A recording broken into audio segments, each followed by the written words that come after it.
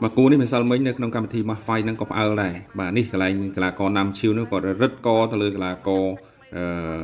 pumia hơi vừa oi phe cái đôi chia nè control nó pumia nên cứ miền ca tu cái đôi chia mình pin chất mình sờ bài chất cho môi năng lọt phò đi xem đó hơi tam ca bọ sai có lục âm siêu vượt thá lục hà bờ sân chia tam cho bập ma phái cái này nó cứ rất co bản có phải đấy để tôn từ nâng ca đây là bên đây tha việc kia mà hàng tiệt cho cùng đó đấy đó tạp bí cái đôi chia chọc sai táp ở đang ở tề và đây thòng sau mình đi mình đang tha giờ mày giờ má đấy phụ bộ mơ khơi chia đấy nhà cái đá là dứt thằng nào ba cái này nhà ba dứt pê ba sắp chết dứt pê ba cái thằng nào của con mà cái này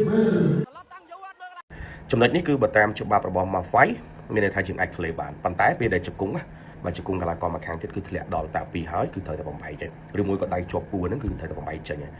បាទអញ្ចឹងគឺកន្លែងនេះបាទបន្ទាប់ពីមានរឿងការវិយុមិញមកបាទគឺខ្ញុំឃើញបង Tommy បាទគាត់បានផុសបាទនៅលើ Facebook របស់គាត់ថាម៉ាហ្វៃ Cambodia នឹងផ្លាស់ប្ដូរដោយខ្លួនឯងបាទចាប់ពីសប្តាហ៍ក្រោយទៅអញ្ចឹងគឺ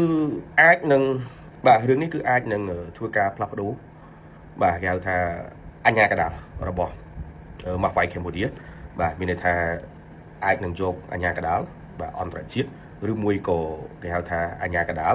បាទដែលគាត់មានជំនាញបាទគឺតេតិនទៅនឹងការប្រកួតបាទម៉ាហ្វៃទៅផ្ទាល់តែម្ដងបាទយកមកធ្វើការគេហៅថានៅលើច្បាប់របស់ម៉ាហ្វៃ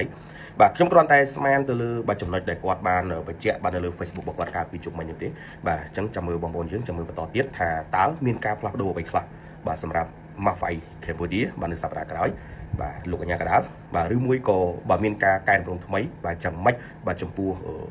វាការប្រកួតបាទច្បាប់របស់ម៉ាហ្វៃមកទឹក9នាទីដែលមាននៅក្នុងប្រទេសកម្ពុជាបើជើងគឺ7ឆ្នាំហើយបងប្អូនបាទតាំងពី2009ណាបាទ6ឆ្នាំបាទតាំងពី2019ប្រទេសកម្ពុជា